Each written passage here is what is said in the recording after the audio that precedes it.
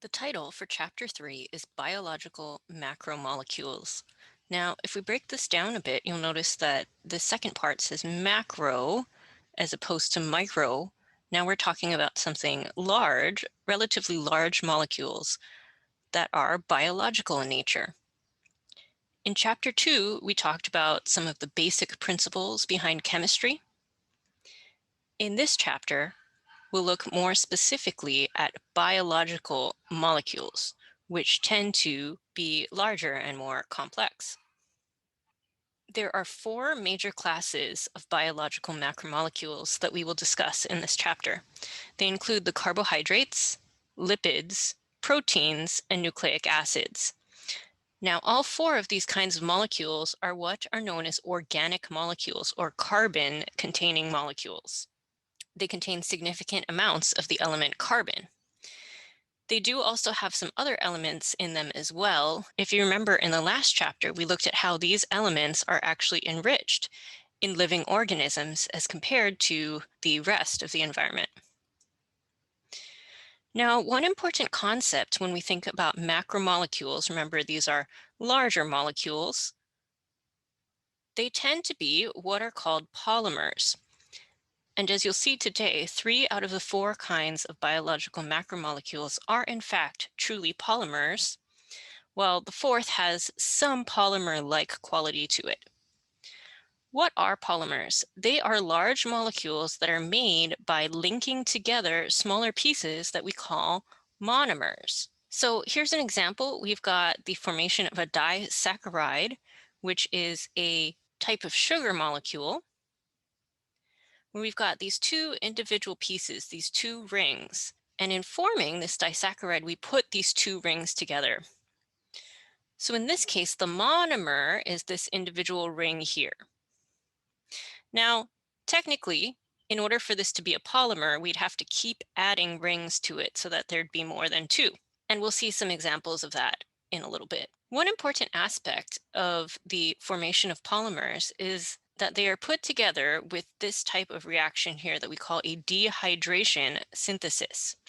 So if you look at the word dehydration, if you think about what it means for a person, say, to be dehydrated, it means that they don't have enough water or perhaps have lost water. And that is the case that we see in this reaction here. Notice that at the end of it, we have water as a product. Where does that water come from? Well, it comes from the loss of an H here from one ring and an OH here from another ring being put together to form that water.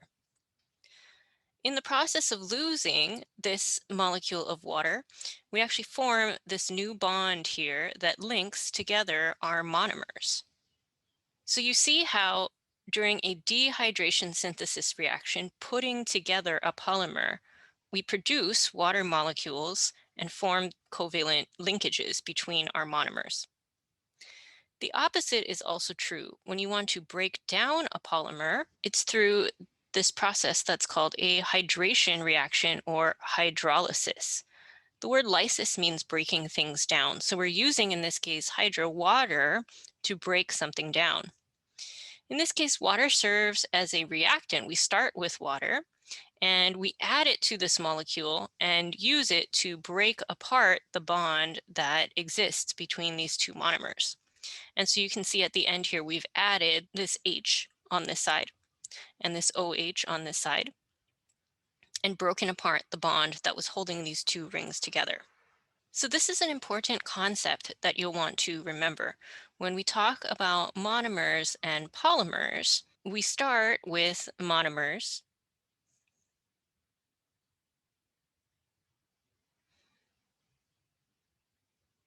And put them together through this dehydration synthesis reaction to form polymers.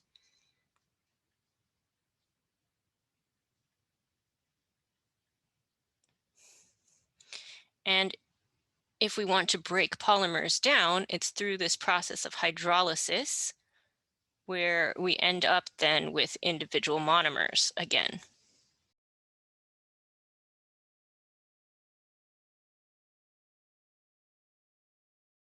We're not going to watch this video right now, but I would encourage you to do it by finding the link through the notes. Another important aspect of the chemistry of biological organisms is that chemical reactions in organisms tend to be catalyzed or facilitated by molecules called enzymes. So enzymes function by speeding up reactions. Now, this is important because, say, if a cell needs to break down a nutrient, it can't sit around waiting for hours or days or even years for this molecule to break down by itself. It has to be able to make this reaction happen in a fairly short amount of time. For that reason, enzymes are essential to cells. The reactions that we saw, both hydrolysis and dehydration synthesis, are in fact catalyzed by enzymes. Now, it isn't as if there is a single enzyme that can make all of these chemical reactions happen. Enzymes are actually fairly specific for a certain kind of chemical reaction. For example, carbohydrates are broken down by enzymes like amylase or sucrase or lactase or maltase. And in fact, all of these enzymes break down different kinds of carbohydrates. They're very specific. Notice as well that something these enzymes all have in common is that they end in ase. This is one way that you can identify when you have an enzyme. Most of them have this ase at the end of their name. And the other part of the name typically tells you a little bit about its role. For example, you can see here that lipases break down lipids. The lip part tells you that this is specific for lipids. Now we're ready to talk about specific kinds of macromolecules. So first we've got the carbohydrates. You've probably heard of this in the context of nutrition and dietary needs. Carbohydrates, also known as carbs, are found in things like bread or rice or pasta, and also many fruits and vegetables. One of the main functions of carbohydrates is to provide energy. In our chapter on metabolism, we'll look in much more detail about this process. Now, carbohydrates are often also made solely of the elements carbon, hydrogen, and oxygen. And in fact, they tend to be found in a 1 to 2 to 1 ratio in these molecules, and therefore are represented by this general formula. For example, a common carbohydrate that we'll see in this class is glucose. This is a sugar whose formula is C6H12O6, which again follows that 1 to 2 to 1 ratio. We're looking at that formula here, would be where our lowercase n here equals 6. Now there are three main subtypes of carbohydrates. We have the monosaccharides. This mono part tells you it's a monomer. Disaccharides, meaning two, or finally our polymers of carbohydrates, the polysaccharides. Monosaccharides are our simplest kind of carbohydrate. They are also known as simple sugars. They typically have 3 to 7 carbons, and their names tend to end with OSE. As an example, you can see here various different kinds of monosaccharides that all have the OSE in their name, and they contain a carbonyl functional group. There are some other things that distinguish these different sugars from each other. First of all, the placement of the carbonyl group. If it's at the end of the chain, that type of sugar is known as an aldose, but if it's in the middle, it's known as a ketose. In addition, we can use some prefixes to tell us how many carbons are in our sugar here. So again, here is a picture that shows the difference between an aldose, where the carbonyl is at the end of the chain on the last carbon, versus a ketose, where it's in the middle. And again, different sugars here could have different amounts of carbons in the chain. Now, we talked in the last chapter about isomers, which are chemicals that have the same numbers of atoms, but are in fact not the same as each other. So you notice that glucose here, again, has the formula C6H12O6, but there are actually some other sugars that share this formula, but not the exact same chemical structure as glucose. If you take a look at the two sugars, glucose and galactose here, you'll notice that there's a slight change where the groups on this carbon are oriented a bit differently as compared to this carbon. The H and the OH are swapped on this one as compared to this one. If you look at fructose as compared to these two compounds, notice that the carbonyl group here is actually in a different spot. It's not on the end of the chain, making it, if you remember that terminology, a ketose instead of an aldose. Now, one thing about carbohydrates and sugars in particular is they tend to form this ring structure that looks something like this. Now, one thing I wanted to note before we get too much further here, if you remember, we said that all of these biological molecules are organic compounds, meaning they are carbon-based compounds. If you look at this picture, you might say, well, I don't see very much carbon here. There's a C here, but where's the rest of the carbon? This is because by convention, when we look at diagrams like this, because carbon is such a common element in these compounds, we actually leave it out in the notation in the drawing. So actually everywhere here where you see this unlabeled point, where there's no letter here, this is actually a carbon atom. So just keep that in mind that there is in fact a lot of carbon here, even if you can't see it labeled. But in any case, we can take that linear form that we saw for glucose in the previous pictures on the previous slides and have it close up like this to form this ring-like structure. And oftentimes in diagrams, again, this is the way that you will see these sugars represented. Now again, we can put together carbohydrate monomers to form larger structures. Again, a disaccharide means that there are two sugars put together to form a more complex one. Such is the case when we combine glucose and fructose, two simple sugars, to make this disaccharide here, sucrose, also known as table sugar, what you might put in your coffee in the morning. Now, as we discussed earlier, when you put two monomers together, you have a dehydration reaction where you take away or you produce a water molecule and instead form a linkage between the two monomers. In the case of carbohydrates, this linkage is what we call a glycosidic bond. Now, note that this type of linkage is called a 1,2 glycosidic linkage. The numbers 1 and 2 here actually refer to the positions on the ring. So you'll notice that in this picture, the carbons are numbered 1, 2, 3, 4, 5, and 6. So the 1,2 linkage means it's a bond that links the number 1 carbon on this ring with the number 2 carbon on this ring, and that's why it's called a 1,2 glycosidic linkage. Here are some other common disaccharides, again meaning slightly more complex sugars made from single sugar monomers. They include maltose, lactose, which is commonly found in milk, and again, sucrose. They are all linked together by glycosidic linkages.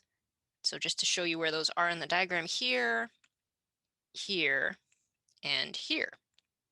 You've got the oxygen atom in between the two rings. We can make even larger carbohydrate structures. Again, if you have more than two sugars put together, it is a polysaccharide, a type of polymer. One of the functions of polysaccharide is to store sugars.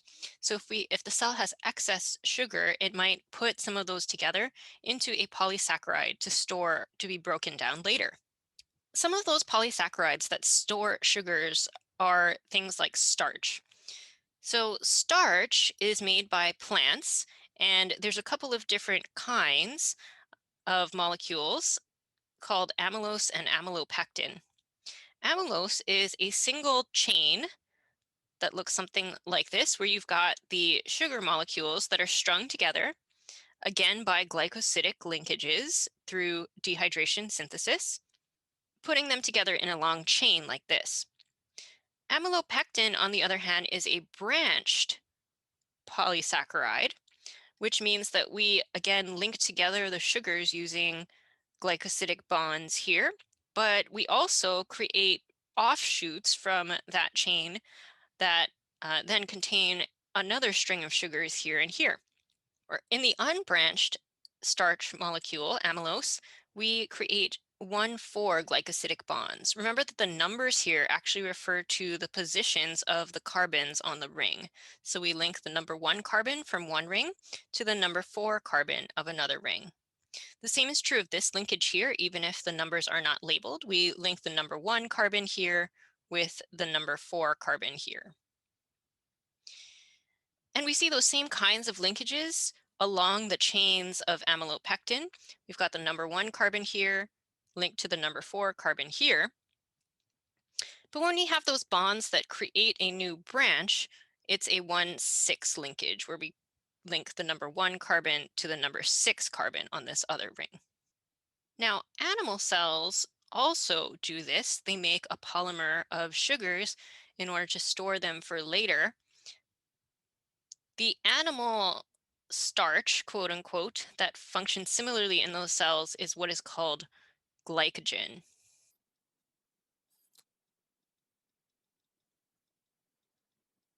So in animal cells, we see glycogen instead. In addition to storing sugars for the purpose of breaking them down later for energy, some kinds of organisms actually use carbohydrates as part of their cell structure. In particular, carbohydrates often form a part of a structure that's called the cell wall. Now, in general, the function of this structure is to help cells keep their shape. And in plants, the cell wall is built out of a polysaccharide that's called cellulose. So cellulose is a linked network type structure made by, again, putting together these sugar molecules through a 1,4 linkage. The difference between this and amylose is that the sugars, every other one is actually inverted in this kind of arrangement. Another kind of structural molecule that is made mostly from carbohydrates is the compound called chitin. This chemical forms the basis of the exoskeleton of insects and other arthropods, as well as being a component of the cell wall of fungi. Note that there is a ring structure to it. Even if this ring doesn't have a nice round shape, it's another way we can portray a ring. And here's the glycosidic linkage that binds them together. This particular carbohydrate does have some extra stuff stuck onto it, including this nitrogen group here. Moving on to our next main class of biological molecules, we have the lipids. Lipids are a diverse group of non-polar hydrocarbons. In fact, this is their defining characteristic. They are non-polar. And if you remember what we said when we talked about water, that also means that they are hydrophobic, meaning that they do not like to associate, these molecules do not mix well with water. Some of the functions of lipids in cells include longer-term energy storage. So we mentioned that excess sugars could be stored as starch or glycogen, but if there is or a larger amount of excess energy, then cells will produce lipids in order to store that energy. In addition, lipids also provide insulation from the environment for plants and animals. Think some animals, say, that live in cold environments might have lipid fat stores in order to keep warm. They serve as the building blocks for some hormones, which are signaling molecules that move throughout the body, and they are also an important component of cellular membranes. In fact, they form the bulk of membranes, which are the boundaries around cells, kind of like the skin around a cell. Different types of lipids include fats, oils, waxes, phospholipids. These are the ones that are particularly associated with the membranes, and steroids. Now, fats and oils are a major kind of lipid. Their structure actually contains two components. First of all, a glycerol backbone on which fatty acids are attached. Putting these two things together, we form a structure that is called triacylglycerol, also known as a triglyceride. Perhaps you've heard that term before. Now, just as we saw in the context of carbohydrates, when we put together these molecules, we have a dehydration reaction that forms, this time, something that's called an ester linkage. And again, since it's dehydration, we release water from this reaction. Let me go ahead and show you what these molecules look like. So here's the glycerol backbone. Here's a fatty acid. So a fatty acid has this carboxyl group, carboxyl functional group here, and it's attached to a long chain of carbon and hydrogen that looks like this. If we take the glycerol and attach 3 fatty acids here on using each of these OH groups, we form a structure that looks like this, the triacylglycerol. This here, notice, is the ester linkage that is formed then by this reaction. One thing to note about this structure is that unlike the carbohydrates, this is actually not a true polymer. The reason is because we actually don't take these fatty acids and link them together in the same way that we would link together sugars to make a polysaccharide. I use the analogy of putting a polymer together like making a paperclip chain. Well, this is actually not a chain of these quote unquote paper clips. It's actually more like taking a Post-it note and sticking 3 paper clips onto it, right? We don't actually stick the paper clips together. Now, the fatty acids, the long chains of carbon and hydrogen that are found in these structures, can either be saturated or unsaturated. Again, this may be something that you've heard of in the context of diet or nutrition. A saturated fatty acid chemically looks like this. The chain of carbon and hydrogen consists of all single bonds along this stretch here.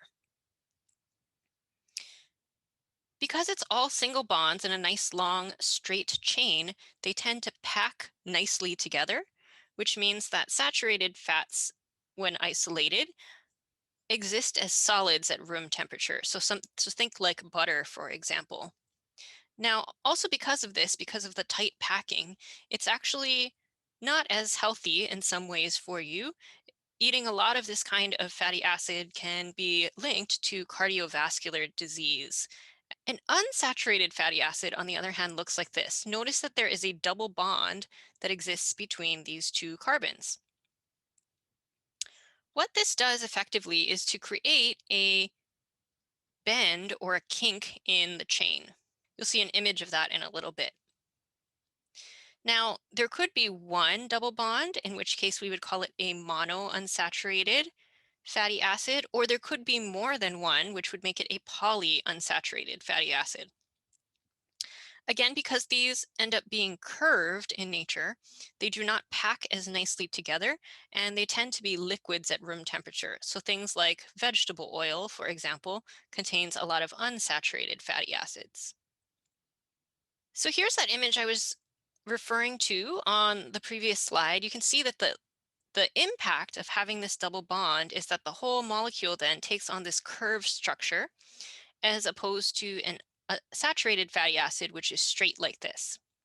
Now, in nature, we see both of these 2 things occurring, either straight chained fatty acids or curved chained unsaturated fatty acids. Now, this curve or kink in the chain actually comes from the fact that the double bond has what is called the cis configuration, where the hydrogens both sit on the same side of the bond here. It is actually possible to straighten out that chain so that it looks a lot more like the saturated fatty acid with a chemical reaction.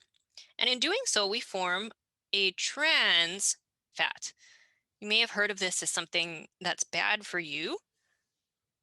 The reason is, again, because since this does pack more nicely and can be associated with cardiovascular disease, now we've created something that is pretty similar to that here. This is why a lot of trans fat in your diet is not recommended. Some fatty acids are what are called essential fatty acids because our bodies and our cells cannot actually make these particular kinds of fatty acids.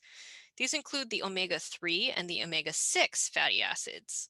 And these are considered, again, to be healthy kinds of fatty acids.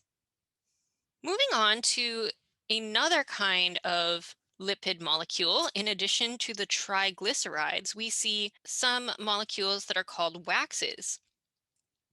So waxes are long fatty acid chains that are esterified. There's an ester linkage here as well to long chain alcohols. So what that might look like is something like this. You've got the long fatty acid here,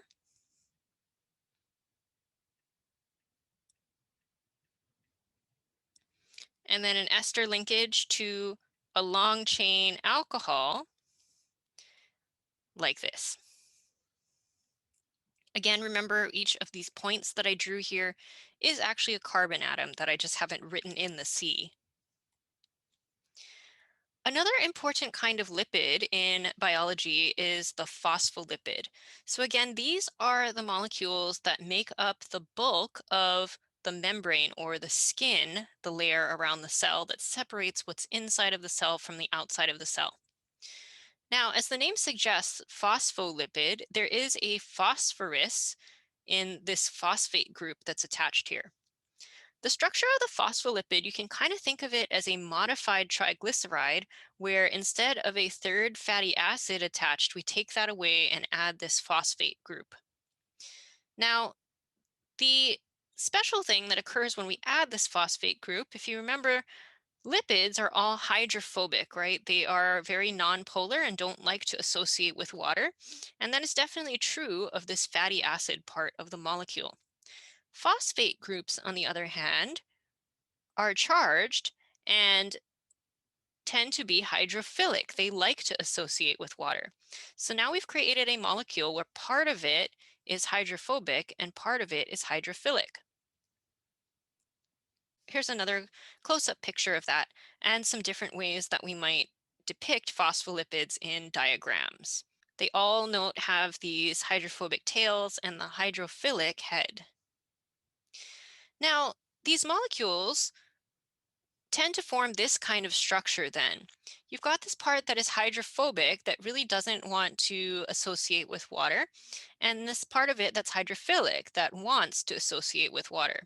Well, one way that both sides of the molecule can be happy is if they arrange themselves in a bilayer like this, where there's one layer of phospholipids here and one layer of phospholipids here, and the tails on both sides point inward. All these hydrophobic tails will find other hydrophobic tails to stick around with, and the hydrophilic heads on both sides can touch the water that's both inside and outside of the cell, because you've got water here and here.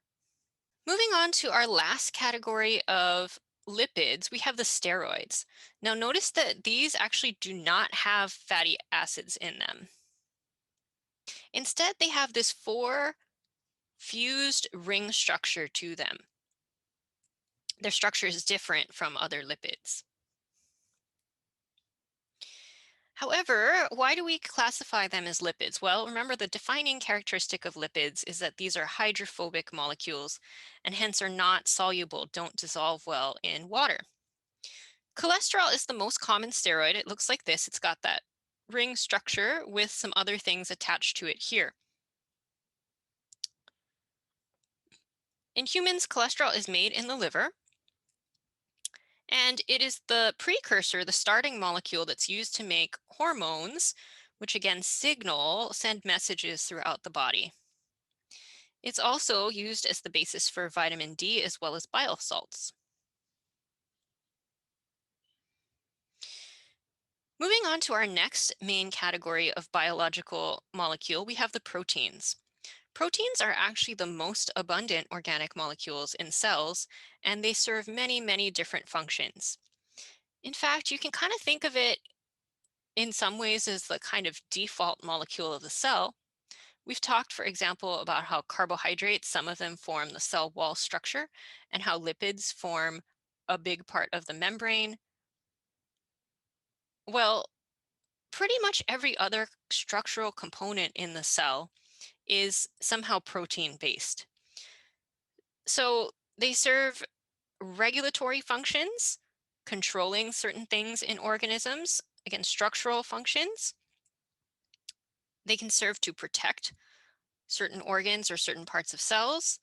They're used for transport to move things around. Enzymes are an important category of proteins. These are proteins that make chemical reactions happen, and they could even be toxins that might help certain, say, kinds of microorganisms cause disease or protect certain plants from being eaten. I mentioned that enzymes are a very important kind of protein.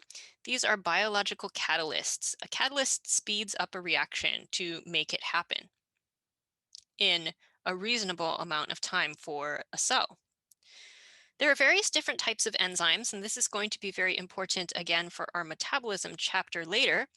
But we have catabolic enzymes that break things down, anabolic that build things up. Again, this term catalytic means to speed something up and to affect the rate of a reaction. Here we see an enzyme, one way that we can depict this particular protein. Note that it has folded up into this complex three-dimensional structure. Again, here are some of the different functions that proteins have and some examples of each. I think it's fairly straightforward, so I'll let you read through that on your own.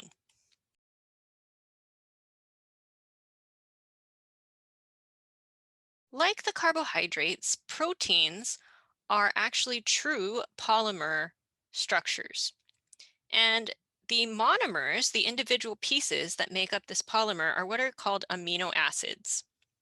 So amino acids all have this similar structure to them.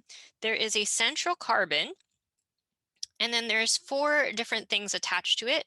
This carboxyl group, a hydrogen, a nitrogen amino group, and this R, which is called the side chain.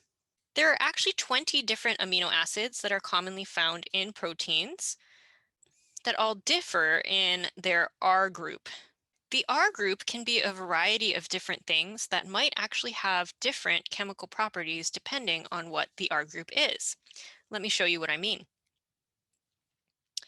So remember that there's the four different things surrounding the central carbon in this amino acid. You have the carboxyl group, the amino group, the hydrogen, and then the R group. Now, the R group again can be different things. It can range from just a single hydrogen in the amino acid glycine to maybe this aromatic ring structure here in the amino acid phenylalanine. So you notice that depending on what the R group is, it's going to have different chemical properties. We've got some that are nonpolar. We've got some that are charged.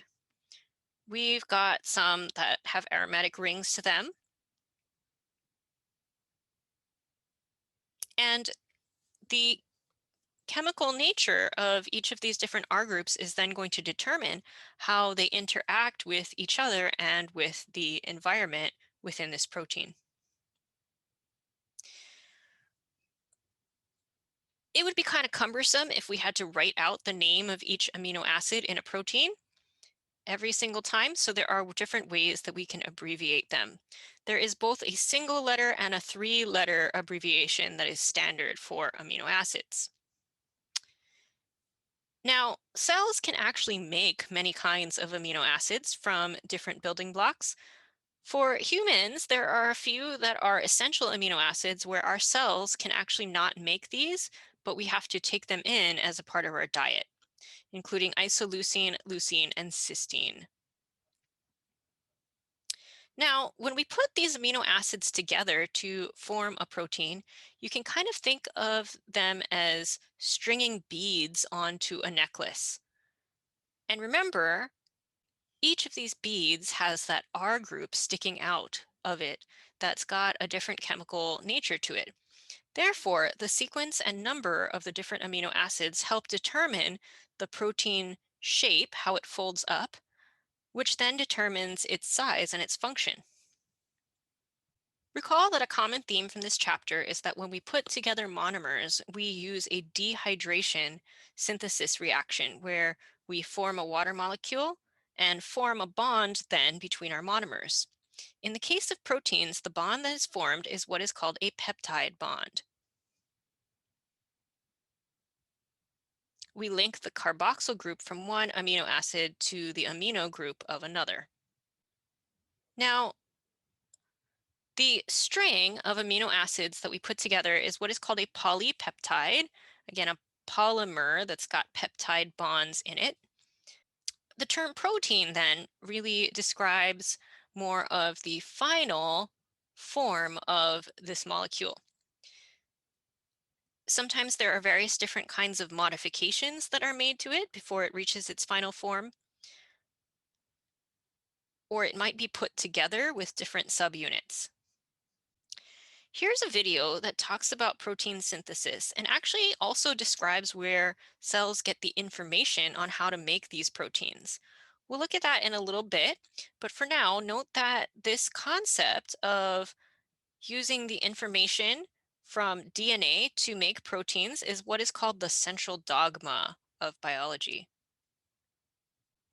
The shape of proteins is actually very important to their function. Again, proteins exist as complex 3D shapes. This final shape or form is the result of 4 different layers of structure. The first layer is what we call the primary structure of the protein. This is simply the sequence of amino acids. So again, you've got the 20 different amino acids, and you can think of each one of them as, say, a different kind of bead that you might string onto a necklace like this. The order of the amino acids is what is called the primary structure. Now, the information on how to make these proteins is found in the DNA of that organism. We call a piece of DNA that gives instructions for a particular protein a gene. Now, because of that, if we change the sequence, the information, the blueprint for that protein by changing the DNA, it could possibly lead to a change in amino acids, which could then lead to a change in the structure and the function of the protein. We call these changes in DNA mutations.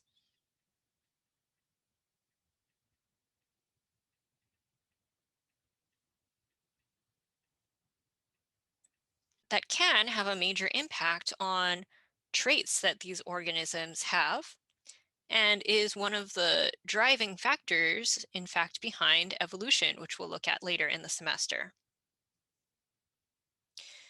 Note that it is actually also possible to have a mutation that does not actually end up changing the protein in any way. Here's an example of one mutation that does have a fairly significant impact: sickle cell anemia. In people who have a normal hemoglobin protein, the protein looks something like this, where this particular amino acid is glutamic acid that looks like this.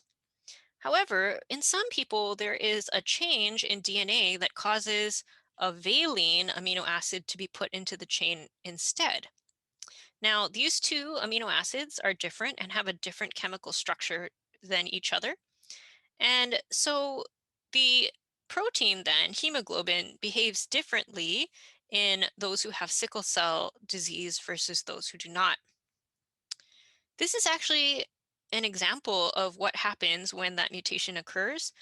Some of the red blood cells in these individuals take on this sickle or crescent shaped form that tends not to carry oxygen as well, and also tends to, say, get stuck in certain vessels, which causes some of the symptoms of this disease.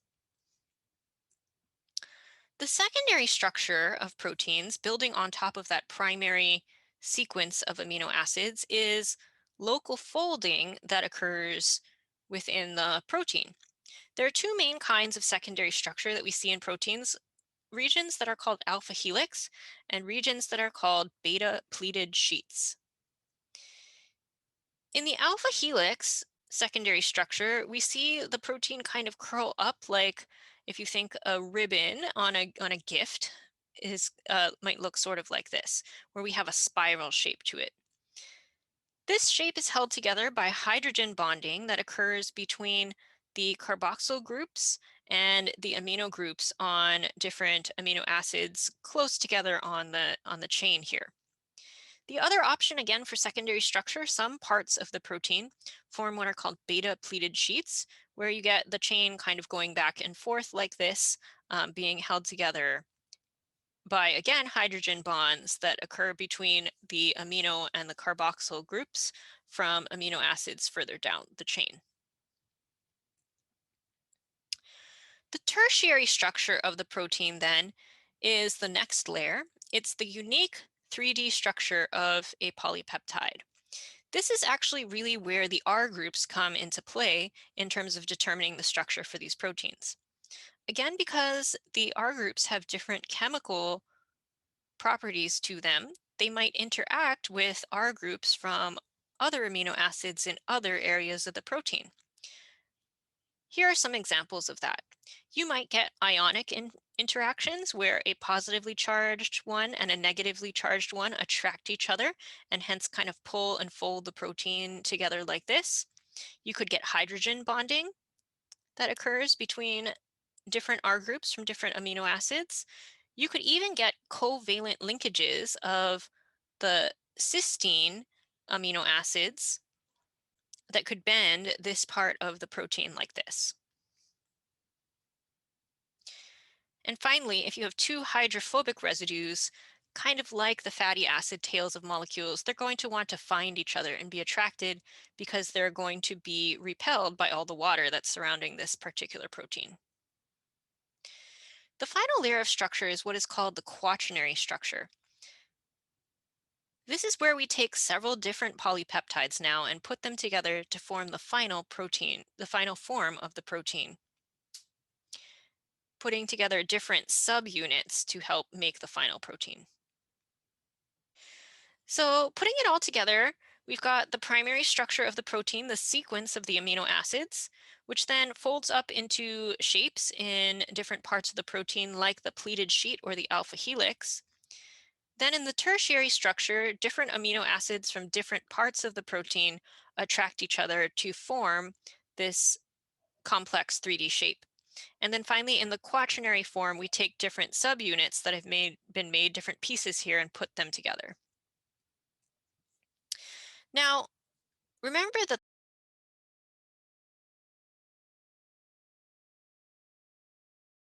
the shape of a protein and its structure is very important to its function, its job. If a protein loses its structure for some reason, it can no longer do its job.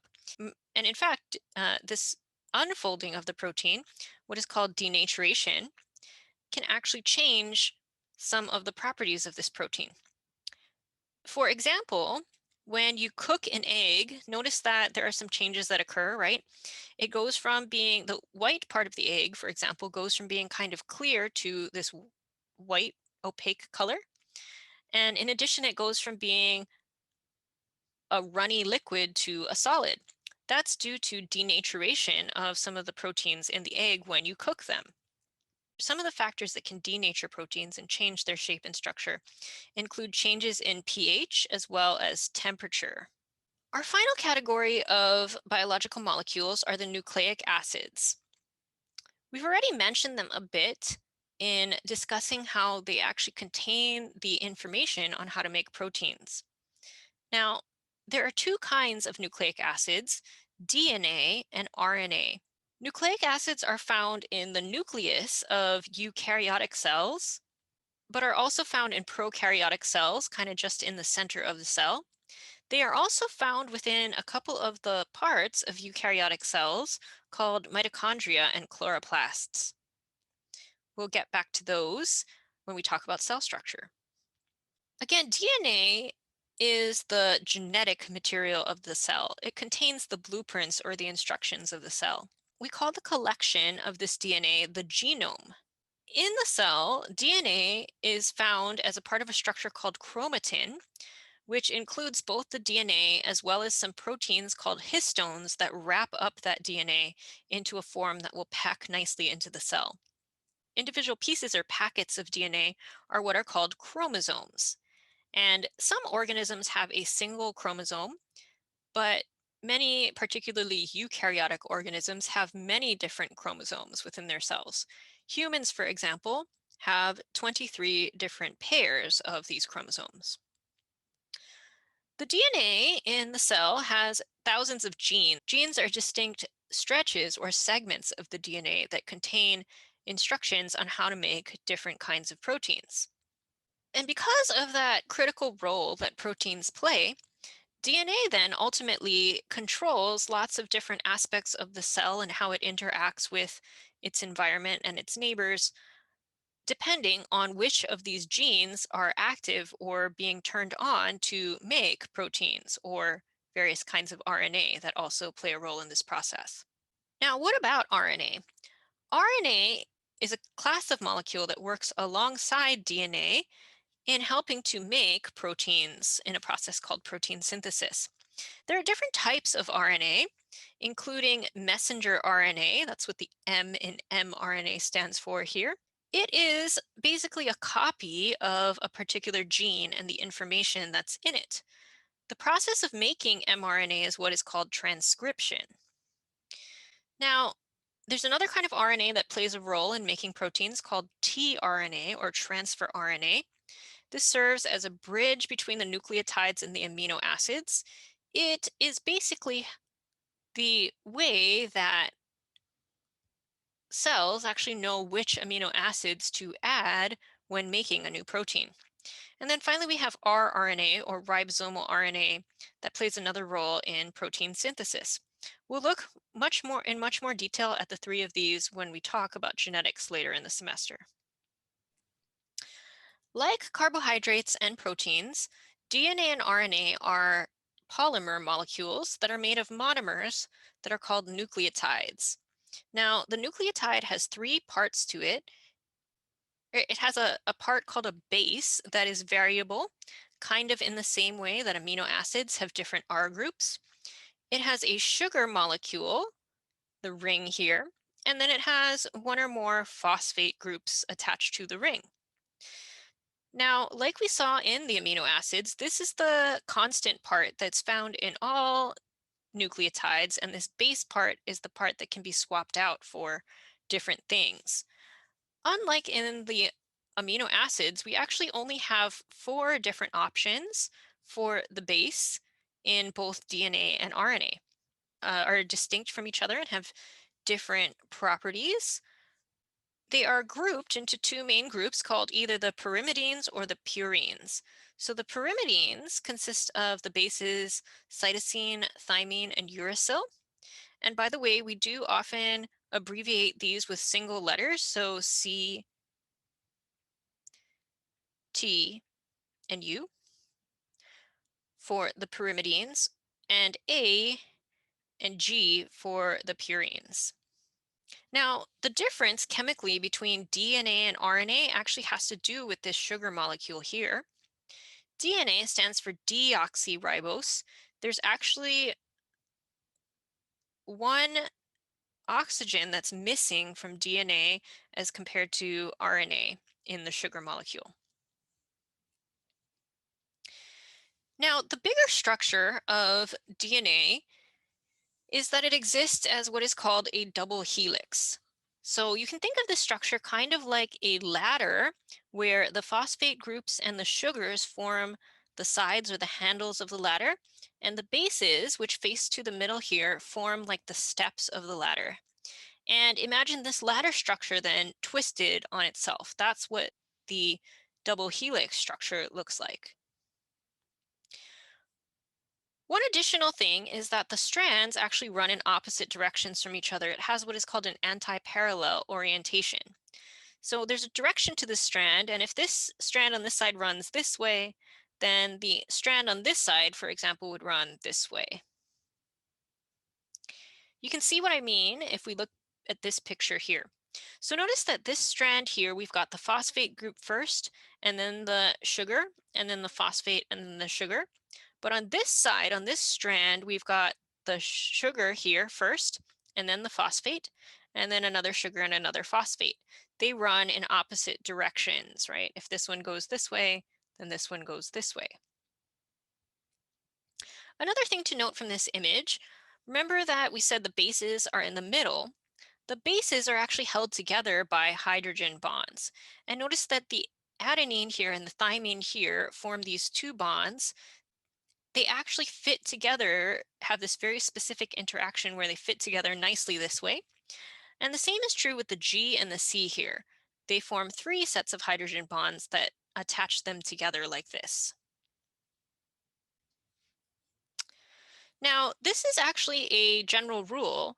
A and T in DNA always paired together. So wherever you see a T in one strand, you know there's an A that must be on the opposite strand. G and C always paired together. So you know where you have a G on one strand, you must have a C on the opposite strand.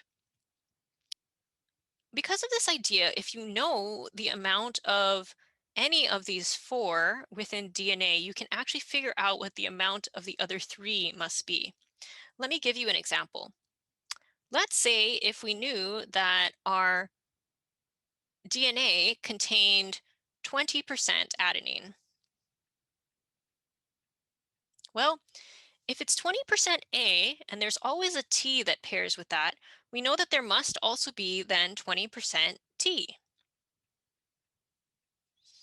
And since there's only four possibilities, we know that whatever is not A and T must be G and C. So 20 plus 20 means that our AT content together must be 40%, right? That means that the G and C content together must actually be 60%. And since we know that G and C have to be equal to each other, we can just divide this number by 2 to give us what each of these should be. So we know we have to have 30% C and also 30% G.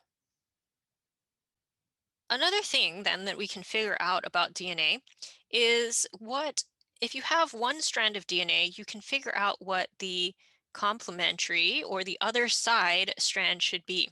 So for example, if you have a sequence of DNA that is ATGG, then you know on the other side of it, it must be T, since A and T always pair together, ACC, right? And remember, these are anti-parallel. So if this is the 5' side here on this one, and this is the 3' side on this one, that this other side must be 3' on this side and 5' on this side.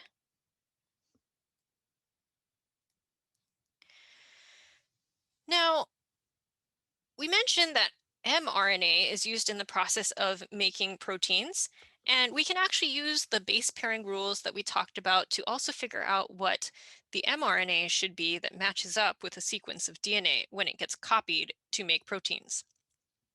Thing is, we actually do not have the T as a part of RNA. We have another base instead that's called uracil. So everywhere normally that you would see T in DNA, when you're working with RNA, you replace it with a U. So therefore, if we had this sequence of DNA that we wanted to make some RNA from it, we're again going to use those complementary base pairing rules. So if this were DNA, remember A would always pair with T, but since we don't have T, we're going to use this U instead. So you'd end up with U. A would pair with U, again, if this is RNA. T would pair with A. G would pair with C. C would pair with G, and so on and so forth. And that's how we got this answer here. So this process that I've just talked about here, the process of making RNA from DNA using DNA as the template, is what is known as transcription. Now, again, the mRNA is going to contain the information on how to actually make the protein, but there are a couple of other kinds of RNA that play a role in this process. The rRNA is actually a part of the ribosome, which is the structure that in the cell that actually puts together amino acids to make proteins. tRNAs also play a role in this process. They actually they are carrier molecules that deliver the correct amino acid to the ribosome. Here's a picture of how that all plays together. You've got the mRNA here, which has the instructions on how to make the protein. You've got this structure called the ribosome, which contains both proteins and RNA in it. And then you've got these carrier molecules called tRNAs, transfer RNAs, that come in. When they come in, they have an amino acid that that will be attached to the protein. And when they're done, they actually leave the ribosome to go pick up another amino acid to add to the chain here. Here's a comparison of DNA and RNA. DNA again contains the information on how to make the proteins. RNA is a helper molecule, if you will, that comes alongside in that process to help make proteins. DNA is found in the nucleus, at least in eukaryotic cells. RNA is made in the nucleus, but it leaves the nucleus in order to do its job. The structure of DNA is that it is double-stranded in that helix structure. RNA is typically a single-stranded molecule. Again, the chemical difference between these two is that DNA is deoxyribose. It has one less oxygen on the sugar than RNA does. And then the bases that make up the nucleotides for these four, again, note the change between these two is that DNA contains a T, thymine, and RNA contains a U for uracil. Now, I mentioned this idea called the central dogma. So this is a rule that describes how information from DNA is used to make proteins in cells.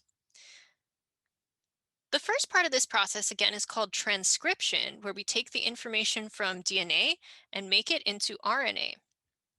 The second part of that process is what is called translation, where the ribosome reads the RNA then in order to make the protein.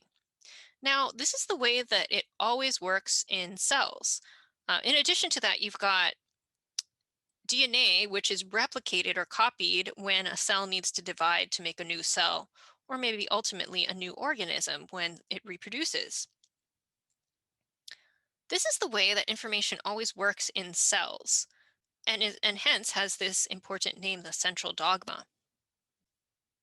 However, there are some things that do break these rules, particularly viruses. So some viruses are actually capable in a process that's called reverse transcription of taking RNA and making a copy of that information in the form of DNA.